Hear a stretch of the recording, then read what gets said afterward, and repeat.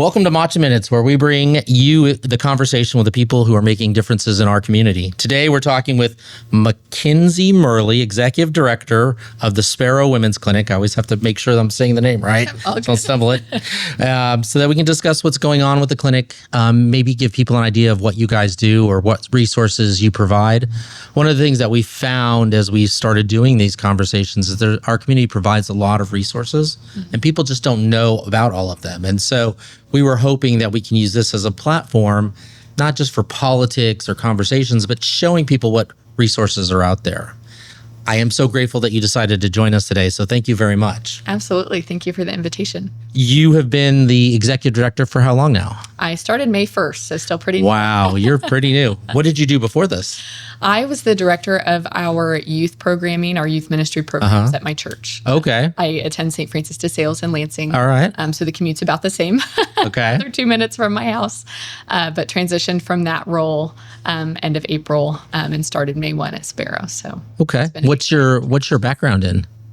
I attended the University of St. Mary here in Leavenworth. So local graduate. Correct. That's where my husband and I met. And I majored in psychology. Okay. And over the past few years have really just found that my heart has been led to nonprofit. Okay. So working with my church, that was kind of my first job. I started when I was still in undergrad. I was a junior when I was hired there, and just really have a heart for serving people. And so that work has very much carried over into what I do now for Sparrow. And how'd you get involved with Sparrow? Long story. Okay. So our former director, Patty Halley, it was a little over 4 years ago that the vision for Sparrow was born. Okay. She and her husband, they're both retired military, so this was actually like a second retirement for them. They were moving to the area to be closer to family and realized that we didn't have any pregnancy resource centers serving Leavenworth County. So they felt that God just placed it on their hearts to open Sparrow.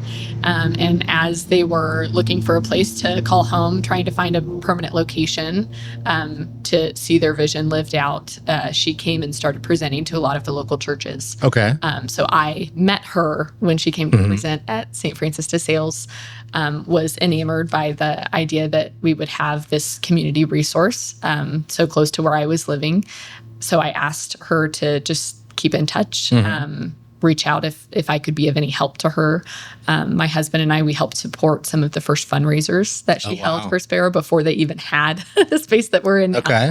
And then it would have been fall of 2024, she invited me to join the board. Oh, so okay. I served for about a year and a half on the board of directors. And then last fall, I love telling this story and it always makes me laugh. In the midst of a meeting, she kind of sprung it on us that she was looking to retire in spring of 26. Right then and there, without any forewarning to me, she said, and I think McKinzie should take my place. Oh, wow. And I was honored, but said, I need to talk to my husband and we need to pray through this and figure out what a commitment like this would look like for our family life. And sure enough, just over the months following that meeting and that invitation, I had several conversations with Patty, had several conversations with my husband, and all involved just felt that the Lord was really pulling me towards this position. So ultimately accepted. And now. So Sparrow Clinic is just a local, it's not a national program, or? Correct. Okay. We do have 2 national affiliations. So we're affiliated with Heartbeat International, as well as NIFLA, which is kind of a legal resource for pregnancy resource centers across the country. But no, we are just a local resource. So aside from those affiliations, we operate independently. So what services, why would somebody come to the Sparrow Clinic? That's a great question.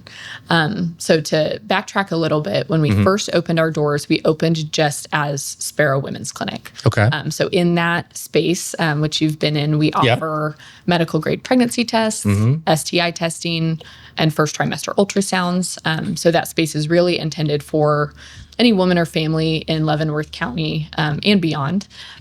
When they first find out that they're pregnant, we try to be that initial touch point for them. We offer pregnancy verification and confirmation through both the testing and the first trimester ultrasounds.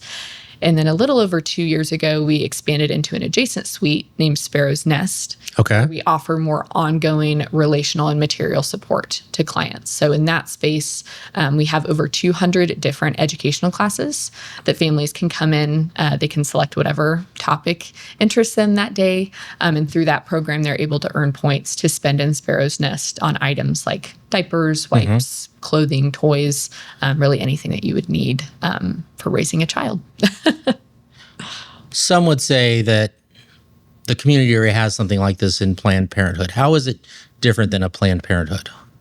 I would say we're very different than Planned Parenthood. And I was actually just having this conversation with someone earlier this week. Being located in Lansing, there are 2 Planned Parenthoods in the Kansas City metro, but they're both about 40 minutes from here.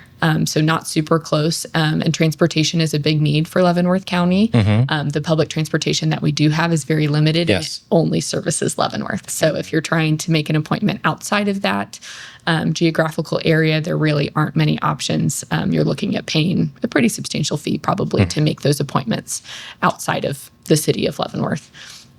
But Planned Parenthood, they do offer medical services, but they don't really offer much in terms of accompanying clients. Several of our clients have actually reached out to Planned Parenthood before, and if they indicate any desire to choose parenting, that's kind of where Planned Parenthood's door closes. And they say, I didn't know that. And they say, we don't really have ongoing support or services, especially for women when they're first facing that initial pregnancy decision.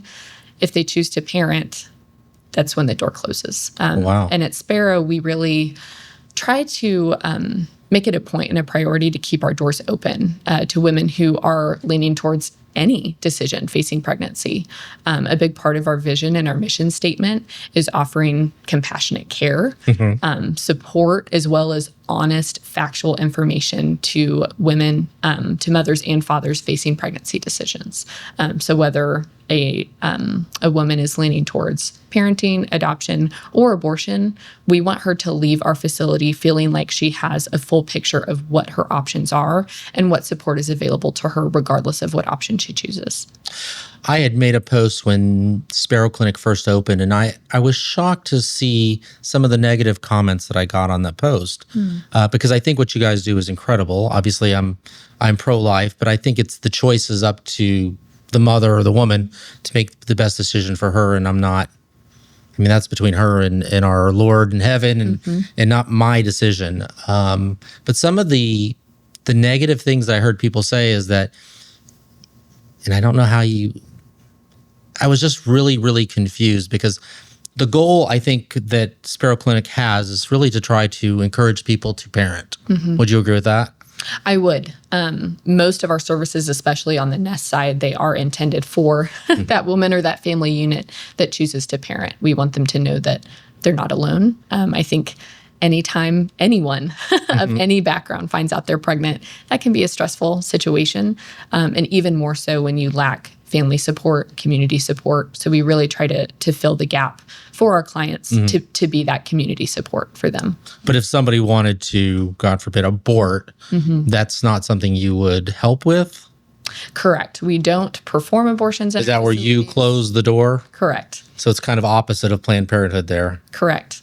We don't perform abortions in our facilities, and we don't refer for abortions. However, we do have nurses on staff. We're open 4 days a week, so every day that our doors are open, we do have a nurse available. And if a client expresses an interest or a desire for an abortion, seeking that service, again, God forbid, our nurse will sit down with her and actually explain what that process looks like, just to ensure that she, again, has all of the information that she needs to make a well-informed decision.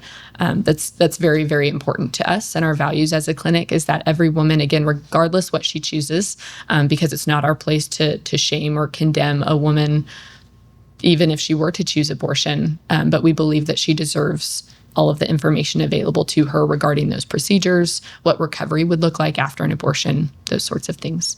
I think that's incredible, and I'm super impressed by the staff that I met going through when we did the walkthrough during the grand opening.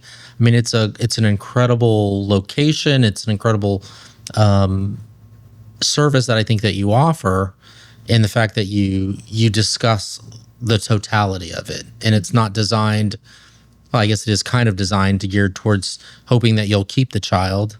But it's not, if somebody comes with you and they want to talk about the others, at least you explain what the circumstances are and how they came to that decision. And I'm sure that's a very difficult decision. I have a 15-year-old child that's my wife's niece's birth child, and he was going to be an abortion.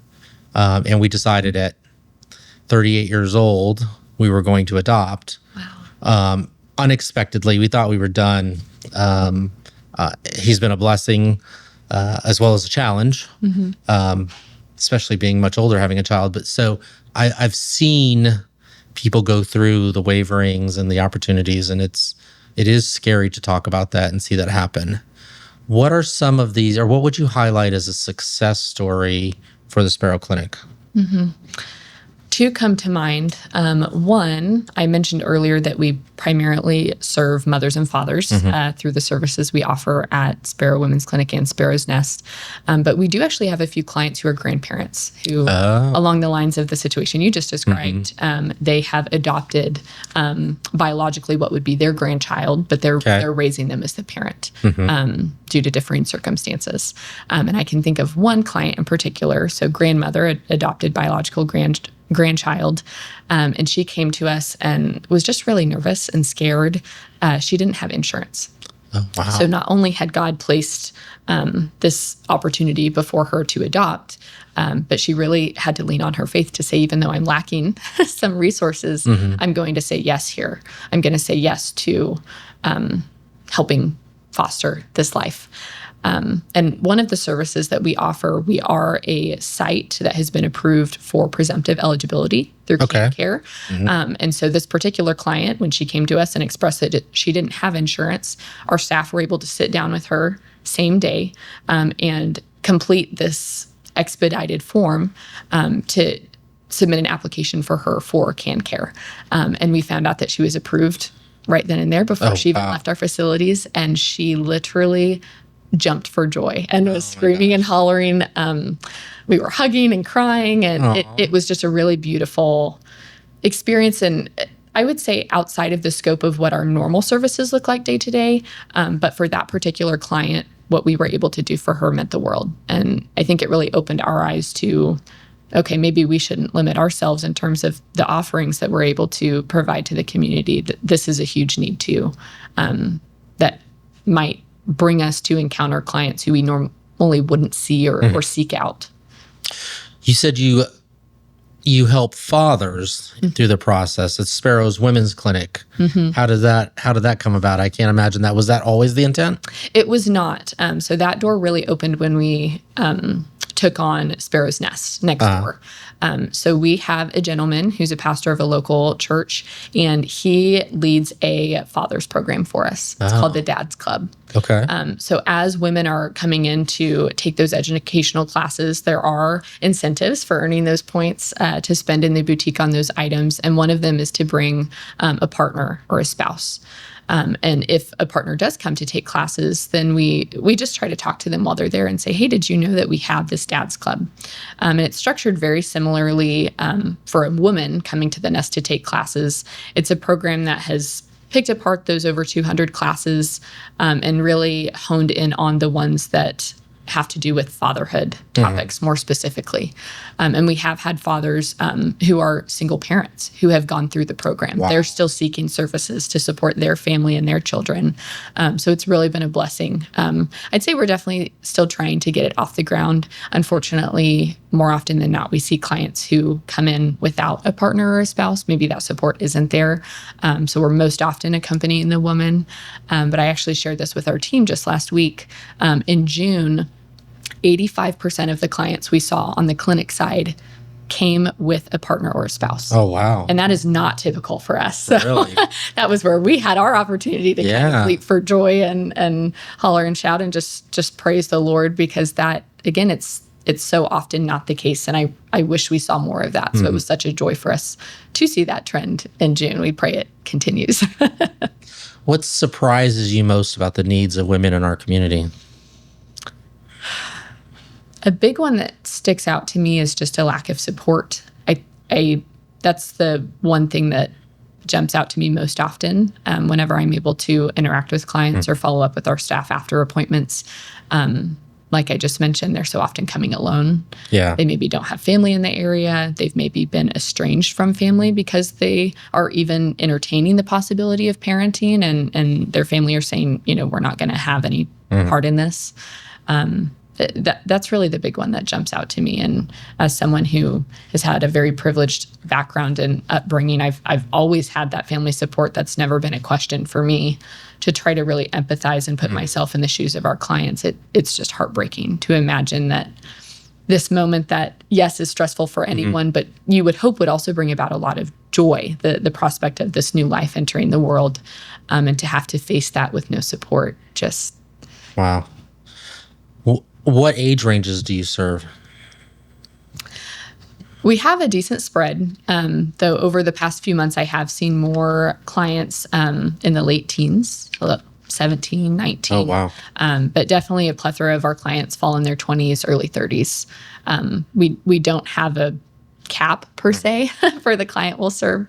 We'll serve any pregnant woman who walks through our doors, whether she's a minor or an adult. A minor, do they have to have parental consent to come, or? They don't, and it's such a unique gap in the system. So that minor, if she were to try to make any medical decisions for herself, she still falls under the guidance of her legal guardians. So there are certain things that she cannot do. But because this baby has a direct tie to herself as the mother and not the grandparents, her parents, she's in a position to make legal decisions for that child. Oh, that's interesting. Even though she can't make all legal decisions for herself. It is a very interesting dynamic. Should a minor come through our doors, there are a few protocols that we have to follow, but we treat them the same as any client of any age that we would serve. When you say protocols, what would those entail? I'd say basic HIPAA guidelines similar to any hospital that you'd be in. I'm afraid that's about all I can share. Okay, sure. What do people often misunderstand about the Sparrow's Women Clinic? Again, I've been in the role for a short time, so this isn't anything I've necessarily experienced or heard directly. But looking at just pregnancy resource centers as a whole across the country, a claim that I hear often is that we are solely focused on baby and encouraging and empowering the parents to choose life. And then there's no really services or support past that decision or that point. And I strongly believe that Sparrow is now a living, walking example that contradicts that claim through our offerings in the nest. Even before we had the nest, we've always considered ourselves a resource hub. So we have a resource binder on each side. Should a client bring up any other needs, not pregnancy related during the course of her appointment, we try our best to be that bridge to connect her to other community resources that can assist with other needs she may have. Of course, any business that you go to, they have specific offerings. So we can't be everything to every client, but we do try our best to not have that closed door mentality of, oh, you have this need in another area that's not related to pregnancy or parenting. Sorry, we can't help you. And that has really created what we believe is more of a transformational model in terms of relating to our clients rather than strictly a transactional model. On average, how many women or men do you serve in a monthly basis or over the past year? Over the past year, we served over 500 clients. And that includes one time as well as recurring. So on the nest side, we see quite a few recurring clients. Women can book an appointment with us on that side as often as once a week to come in and take classes. We typically try to limit it to once a week to keep appointment times open for other clients who might want to come in. But yes, so from May of 25 to May of 26, we served over 500 clients. That's amazing. Yeah. That's a lot of good work right there. If somebody had found out they were just pregnant and they wanted to come for help or resources, how long would they have to wait? It depends, but we do take walk-ins. Oh, so really? We do. So it really depends on what that day looks like. If we receive a call and we have no appointment scheduled, we could see them that day. Okay. We do have an online appointment option through our website. Okay. So clients can go through that or they can give us a call. However, our office manager on the clinic side, she always tries to call and follow up with clients before they come, if at all possible, to try to identify things like date of last menstrual period. If she is seeking that ultrasound service, trying to encourage her to have a full bladder when she comes. Just some of those things to ensure that the client is well prepared for the appointment. But we have had several clients who just show up and say, I need help. And we do our best to help them in those situations. What about volunteers? People who volunteer, how can they get involved and what roles can they play? Great question. So in terms of ongoing volunteer needs, we have two primary roles, one on the clinic side and one on the nest side. Okay. So whenever a client comes to us on either side, we have a volunteer whose role is to accompany that client from the start to the end of her appointment. So on the clinic side, those volunteers are called advocates. Okay. So after the initial intake paperwork that a client would do with our office manager, the advocate will accompany them back to a counseling room. And her purpose for being there, again, is to just be a comforting presence, a listening ear to the client, and to try to identify, why did you come see us today? And are there other needs that we can help you with? On the clinic side specifically, depending on the woman's direct needs, we would, of course, have her take a pregnancy test to confirm that she is pregnant. That advocate would continue to follow her into the sonogram room if the client is comfortable. Again, just offering a reassuring, comforting presence. And then we'll help kind of close out that appointment time. And then on the nest side, we refer to those volunteers as facilitators. So they help facilitate those educational classes. We utilize a program that gives us online access to these classes. So the facilitator will greet the client when she arrives, help her select what class or what topic interests her that day. She'll accompany her back to the classroom, pull up the video on the topic that the client has selected, and then she will pause it periodically to just check in with the client, ask if she has any questions. And we do say that the nest side is a little more lighthearted because at the end of the appointment, the client has the option to either save her points for a future visit or she can spend them that same day. So the volunteer gets to help her shop and figure out, what do you need? We do have clients on the nest side who bring children with them as well. Oh, wow. Which introduces a fun element. So they might say, Mom, I really want this toy, or I like this shirt, and they get to help the client through that experience. So in terms of prospective volunteers, we are currently seeking to increase our volunteer pools on both the clinic and nest side for those two roles that I just described. So if anyone sees this video and is interested, please give us a call. We encourage anyone who wants to come volunteer or even just come see our facilities to give us a call beforehand. We try to schedule those tours and those times outside of client appointments just to maintain respect and privacy. Sure. But just give us a call. A simple Google search will pull up our address and our phone number, but people are also welcome to reach out to me directly. What is the biggest leadership challenge you've faced so far? I am blessed to say that in my role at Sparrow, there really haven't. I've only been there for 2.5 months. I don't think I've had my make or break it moment yet, by God's grace. Do you think the demand has changed over the last few years for the services? I wouldn't say that it has, but I have noticed an increase of awareness in the community about our services. So compared to when we first opened our doors to now, we definitely see far more clients in a year than we did those first 1-2 years that we were open. But in terms of our services, we have expanded our offerings on the nest side. So still trying to market that to the community. But in terms of our medical offerings in the clinic, there's always going to be new parents in the world in any community that you're in. So those offerings stay pretty consistent. And in terms of clients coming to us, it really depends on their life season and whenever they find out that they're pregnant. Do you see a lot more people with or without insurance come to visit you? Definitely more often without insurance. We process quite a few of those presumptive eligibility applications, which again is such a privilege that we've been able to offer that. That isn't something that we were approved to do when we first started, but we went through the necessary training, and now is a question that we can ask up front when we first meet the client. Do you have insurance? If not, that's something we'd be happy to help you with today. How difficult is it to get that? So what's that process look like? Yeah, great question. I wasn't in this capacity when we first started that program.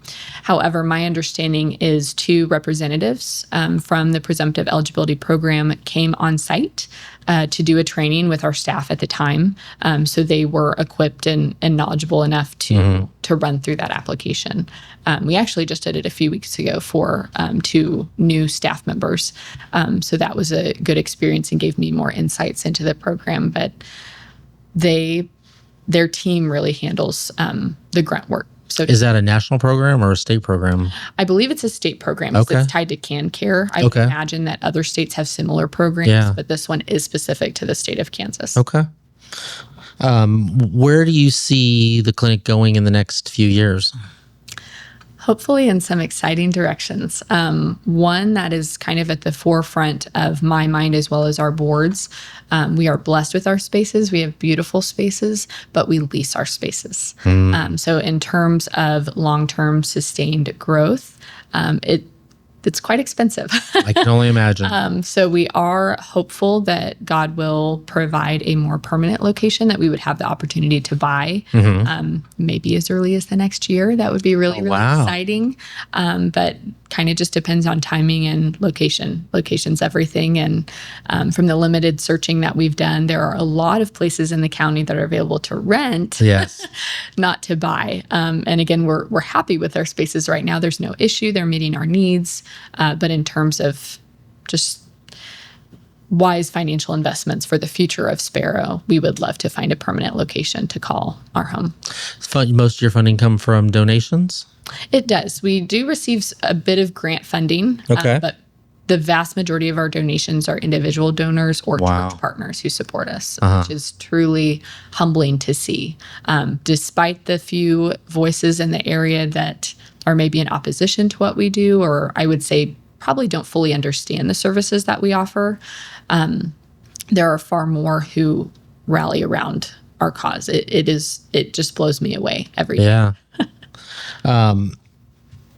What does success look like 5 years down the road? Is that owning a building and offering more services? Yes and yes. Okay. I would say being able to have a permanent location would be a huge just moment of success for us and really solidify our future as a clinic and a community resource in this area. And then on the topic of expanding resources, we would love to do that. A huge need in this county is prenatal care, but also a place to deliver. Yes. There, as a mom of a now 1-year-old, I was facing this last May. There are no hospitals in Leavenworth County where a woman can go to deliver a baby. So you're looking at minimum 35 minutes in any given direction to do that. If we could, I don't know that this would fall under our umbrella solely, but if we could play a part in bringing a birthing center or bringing doctors back to the area who would be willing to keep licenses and keep rights active at hospitals where they could deliver, I think that would be huge. And considering the demographics of our community, we have a college. I'd say we have a decent number of young families, and we also have Fort Leavenworth. So we have several foreign officers and families, as well as families from across the country that I would imagine when they're coming here may not be aware of how far they might have to drive to do just something as basic as delivering a baby. Through the CGSC program on Fort, we see so many young families in this area. So it's really unfortunate that we don't have that resource here. We used to have 2 hospitals that did that. I serve on the St. John Hospital board. Okay. And I've asked this question many times, and I've never really gotten a good answer. And I think from the homework that I've done on the topic, because I think that's probably, as a city commissioner, the biggest question I get is, how come we don't have a full service hospital or a larger hospital? And I think the cost of childbirth has gone up so dramatically that I think a lot of hospitals are nervous about it, because you have to have a full-time anesthetician on staff and all the other things that go with it. And I think that's challenging for a lot of smaller hospitals.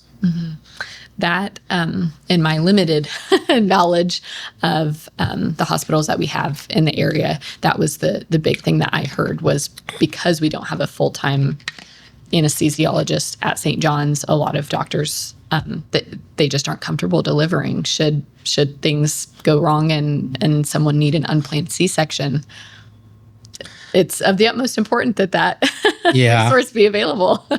I think that, my daughter just had a child in Overland Park. My son had a couple of children in Olathe. You get these specialized centers that, my youngest son was born at Cushing back when it was a hospital, but that wasn't their specialty. I think you get a lot of specialty hospitals now that focus on that, and they provide care in ways that when my children were born are completely different. All the things that they do and the nurses that are assigned to you. I mean, it's an amazing thing to see now. Yep. It, just speaking to my own experience, I delivered at Olathe Health. Okay. And they have a whole birth center. It's called the birth center there. And first child, so I don't necessarily have other experiences to compare it to, but it was quite a glamorous experience for birth. I had access to a full tub the whole time for delivery. We were moved to a postpartum suite with to make accommodations for your spouse. Yes. I mean, it just really well cared for sure. But it makes me wonder, to your point, if something that specialized would be able to thrive here in Leavenworth County. And that's the question. We have seen, putting on my city commissioner hat, that the population has dropped to some extent, and we are always hovering right around 37,000, but we haven't increased like we should have. And so I think from a city standpoint, we need to find ways that we can do that. And the question is the fact that we don't have that birthing center one of the things that are keeping people away? That's a great point. So there's just a number of things that I think we need to solve as a city. I really appreciate the services that you provide, because I think there is a growing need for that. And seeing both sides of the coin, I think, is a huge factor. I was never in a position where I had to go to Planned Parenthood or a center like this. But I can imagine the struggle that some people have with what to do and how to handle it has got to be overwhelming. All right, so we're going to transition to our second segment now, which is a little bit more fun, and we're going to learn a little bit more about McKinzie. Okay. If I were to ask you coffee or tea, what would it be? Oh, neither. Neither. I'm not a caffeine drinker. Really? You are the first person on our show ever say they don't drink caffeine. I kind of pride myself on it because I made it through college without getting on the coffee kick, and as a new mom, I haven't caved. Wow. Okay. Early bird or night owl? Early bird. Okay. Same. I'm the same way. Favorite way to spend your day off? I love water. If I can be at a pool or by the lake, that's my happy place. Okay. One word that would describe your leadership style? Thoughtful. Okay. I like it. But what book have you read most recently? Most recently, so I gave this away already. I'm Catholic. I attend a local Catholic parish. And so the book I read most recently was Jesus and the Jewish Roots of Mary by Brian Petrie. Interesting. As someone who was raised Catholic all my life, it really triggered a lot of light bulbs for me in terms of the different beliefs and stances that the Catholic Church has regarding Mary. Very excellent read for anyone who's curious about what the church would love to have a good conversation with you on that topic. Yeah. I was baptized Greek Orthodox, Roman Catholic, and we attend a Lutheran church now. Oh my goodness. So, I would be curious to pick your brain. Yeah. So it's super interesting. As somebody who has done the research to find what I feel like is the right path, I've read about a lot of religions. And so it's certainly interesting to say the least. Absolutely. If you could have dinner with any historical figure and not say Jesus, who would it be? If feel like Jesus is the easy answer. Yep. I was about to say, don't want to be cliche, but I would choose Jesus. Staying on my Catholic track, I'll say my confirmation saint, Saint Gianna Molla. Okay. She was a physician in Italy, was born in the 1920s, and is one of the patron saints for the unborn. I actually named my daughter after her. Oh, wow. So That's I think amazing. it would be such a neat opportunity to get to talk to her and hear more about her story. One skill you have that would surprise people.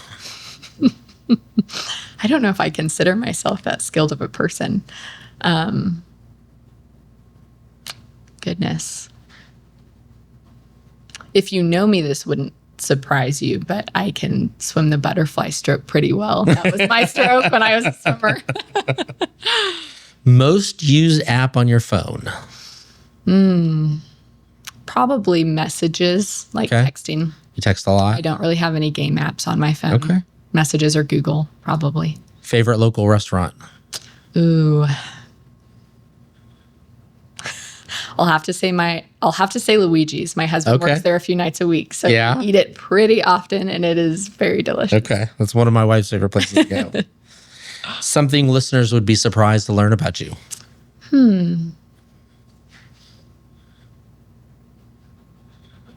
Again, if you don't know me, maybe the fact that I have a 1-year-old at home. Okay. And I'm in this position, which is a whole separate story I could share another time. But. Oh, well, that's a good one. Best piece of advice you've ever gotten?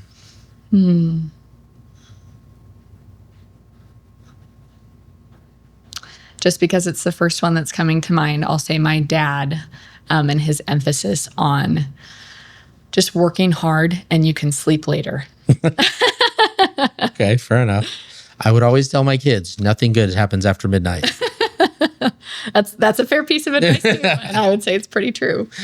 Last movie you binge watched or series? You don't seem like a TV watcher to me. I'm not. I love movies, so I'm definitely bigger into movies. All right, than last TV. movie you saw? Goodness, what was it?